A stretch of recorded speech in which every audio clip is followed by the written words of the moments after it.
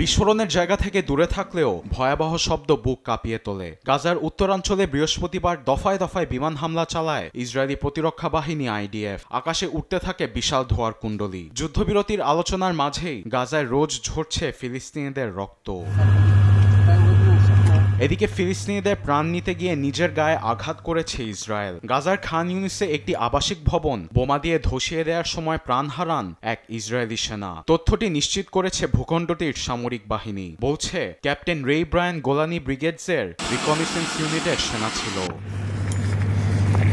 এদিকে কিছুদিনের মধ্যেই হামাসের সঙ্গে যুদ্ধবিরতিতে পৌঁছানোর কথা জানিয়েছেন ইসরায়েলি প্রধানমন্ত্রী বেনিয়ামিন নেতানিয়াহু। যুক্তরাষ্ট্রের নিউম্যাক্স নামে একটি সংবাদ মাধ্যমের সাক্ষাৎকারে তিনি বলেন, হামাসের সঙ্গে ৬০ দিনের যুদ্ধবিরতিতে যাওয়ার সম্ভাবনা দেখছেন, যার মাঝে সব ইসরায়েলি জিম্মি মুক্তির উপর জোর দেওয়া হবে। এর মধ্যে হামাস আত্মসমর্পণ করলে যুদ্ধ শেষ হবে বলেও জানান তিনি।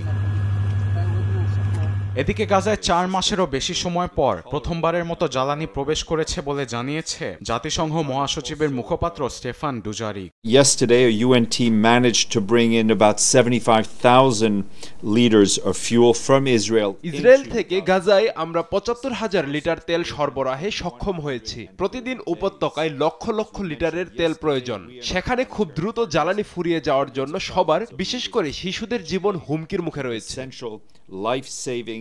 অন্যদিকে ফিলিস্তিনকে রাষ্ট্র হিসেবে স্বীকৃতি দিতে যুক্তরাজ্যকে আহ্বান জানিয়েছেন ফ্রান্সের প্রেসিডেন্ট এমানুয়েল ম্যাক্রো। এর মাধ্যমেই গাজায় শান্তি প্রতিষ্ঠা হবে বলে বিশ্বাসী ফরাসি president.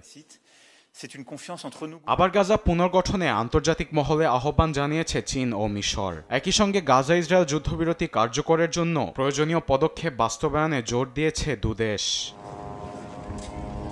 Erbil Afsar, news desk, দেশ টিভি।